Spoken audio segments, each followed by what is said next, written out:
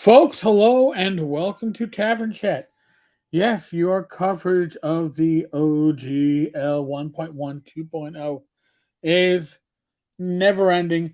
I am never sleeping. I am your host, your never sleeping gentleman in the OSR, Eric Tenkar. And yeah, this is Tavern Chat. And this is an article from Gizmodo from 7, 8 hours ago.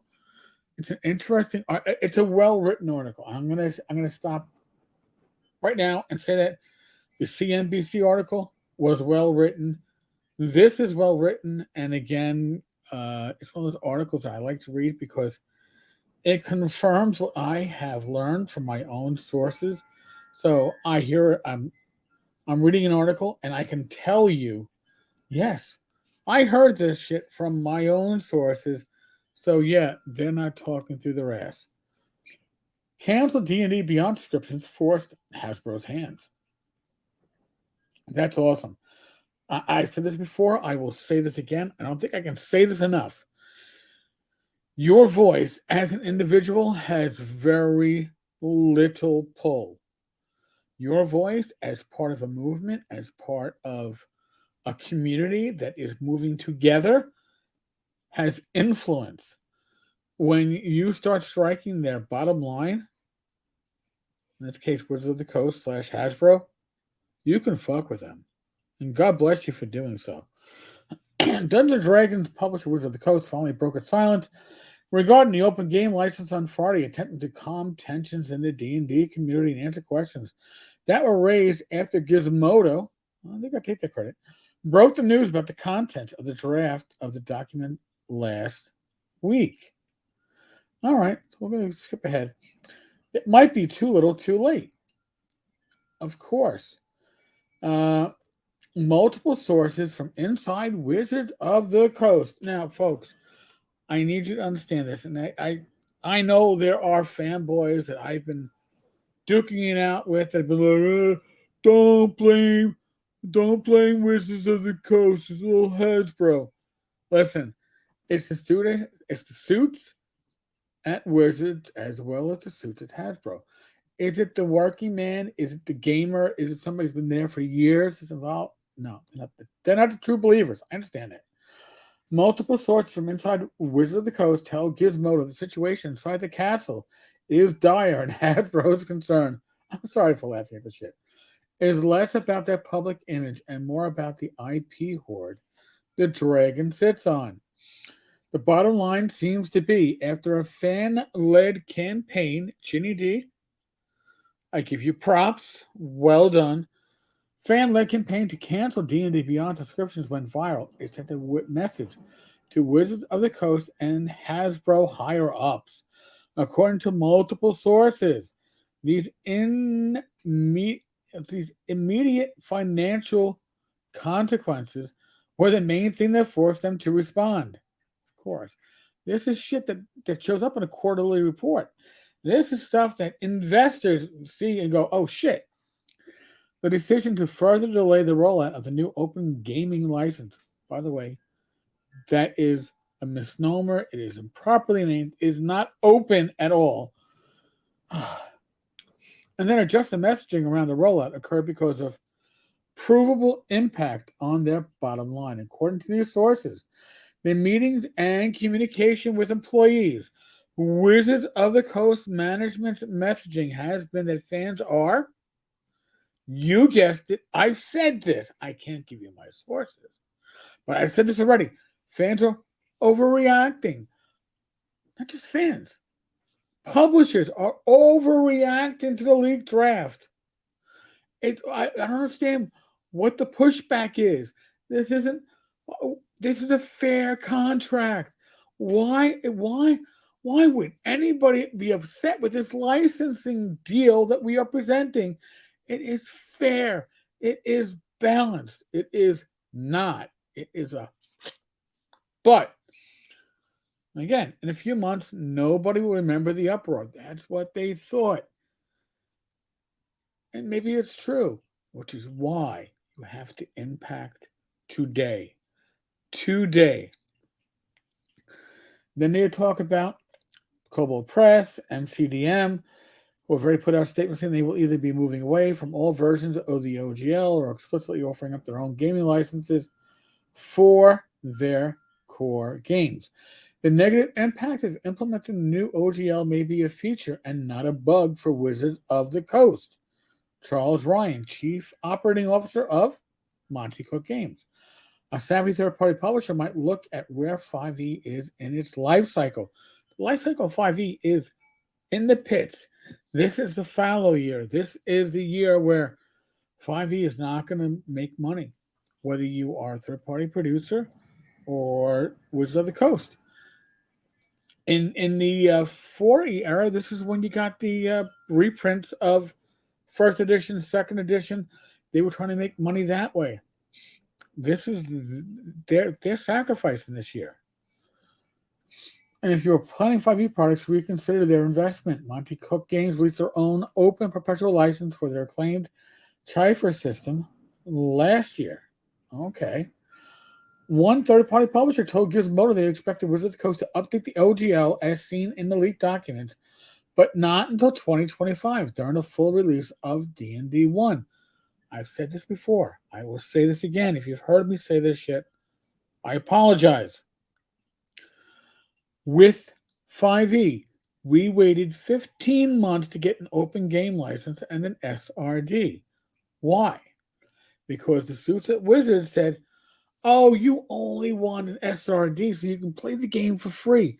We're going to give you basic D&D.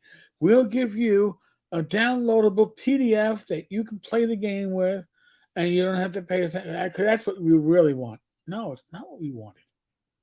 We wanted an SRD and an open game license so third-party publishers could support this system that players, GMs, the community loved.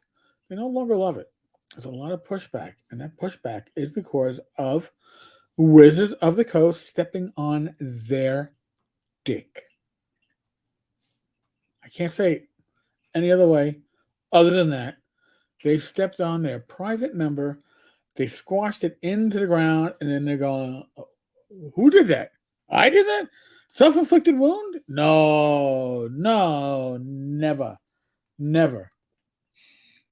Another third-party publisher who asked not to be identified told Gizmodo that their company had already collaborated with other third-party publishers to mount a legal defense of the original, circa 2000 OGL 1.0a.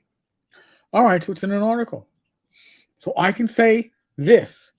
Yes, there is, I guess you could say, a very wide, very enveloping movement to defend the 1.0a.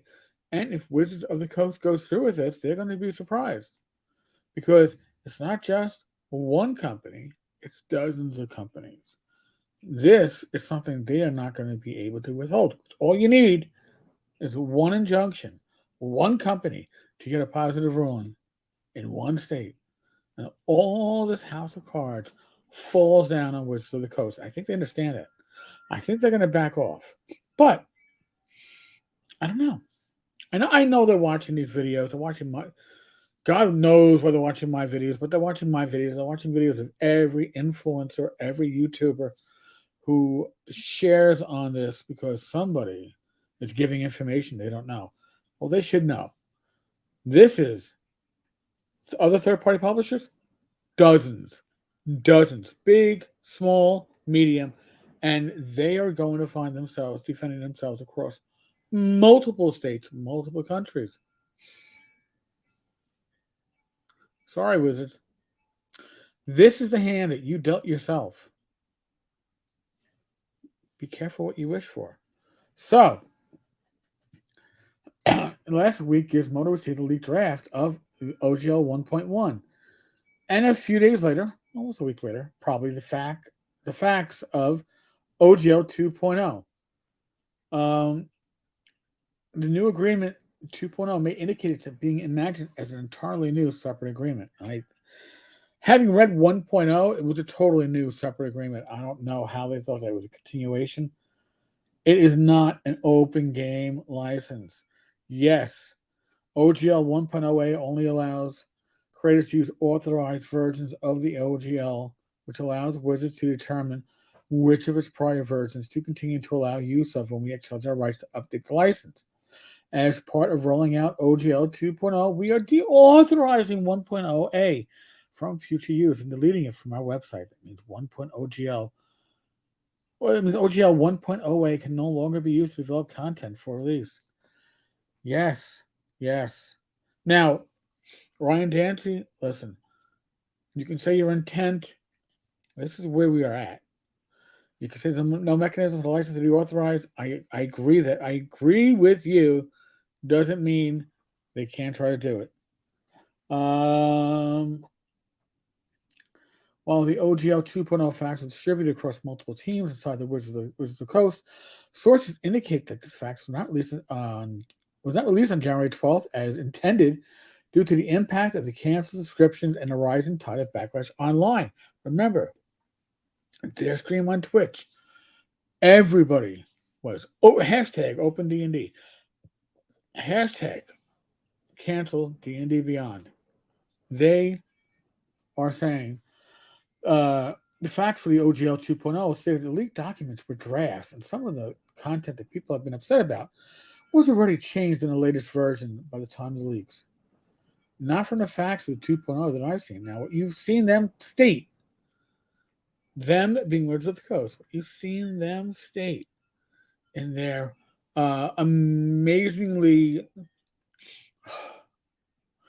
gaslighting has been taken to a new level with their release yesterday on D&D Beyond, Wizards of the Coast, their update, because revisionist history, outright lies, mistruths, misstatements, holy shit.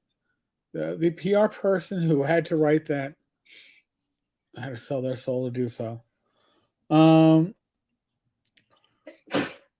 So again, the leaked documents and some of the content people have been upset about has already been changed in the latest versions by the time of the leaks. However, what upset people, including copyright writers and royalties, still seem to be in place in the facts for 2.0.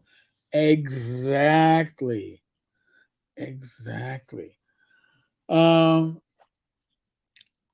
Additionally, multiple sources reported that third-party publishers were giving the OGL 1.1 in mid-December as an incentive for signing onto a sweetheart deal, indicating Wizards of the Coast were to go with the originally leaked draconian OGL 1.1. And they're saying these term sheets that were used to outline specific custom contracts within the OGL. And this article is confirming what I have been telling and saying. The only thing that the sweetheart deals would entitle signatories to is lower royalty payments above $750,000, going from 25% to as low as 15%. That's it. That's all.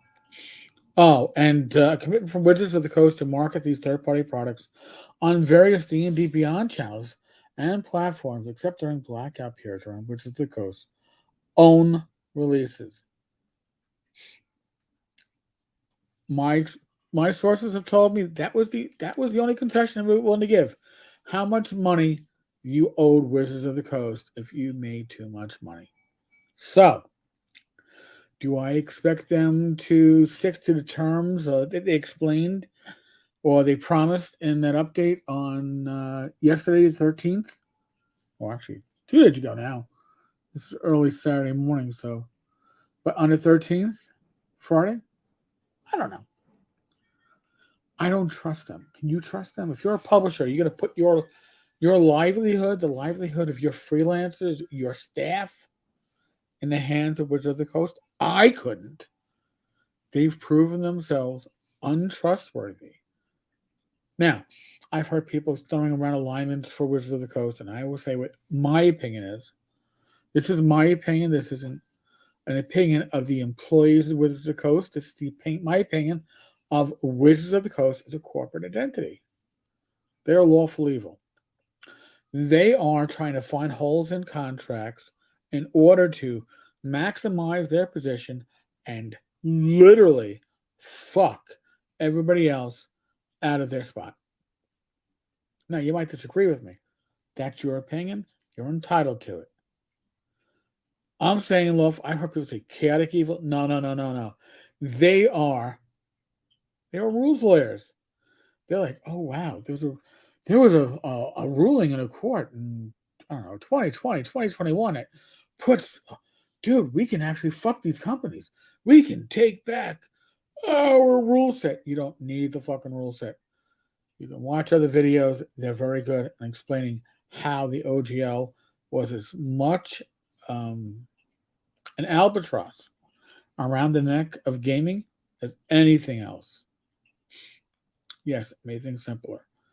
But really, Wizards of the Coast, you let the genie out of the bag, because not only did you fuck your third party publishers, you empowered them. You thought you were going to fuck with them. You thought you were going to put them out of business or assimilate them like the Borg. Assimilate, assimilate. You didn't. You didn't. You made them empowered. You empowered them. You made them greater than you could ever have imagined, and that is your downfall. Folks, I actually have some uh, information I'm going to be working on when it comes to Wizards of the Coast and Hasbro. I shall see how far this investigation goes. It's interesting, for say none the least. I believe we are due their fourth quarter update in a week or two. So we shall see how that plays out. And of course, I'm looking forward to their first quarter for 2024 update when that comes out in about 3.5, 4 months. Because they're going to get a lot of fucking crow. A lot of fucking crow. On that note, folks, be safe, be well, God bless. Roll those dice, roll them well. Um, Assuming nothing else happens on Sunday, I'm going to enjoy a good football day. Beer, chips, wings, chicken, I don't know, pizza. I will make sure it's a very good, happy day. But hey, as the news goes, I will follow. I never take a day off. I'll catch you later. Be good. God bless.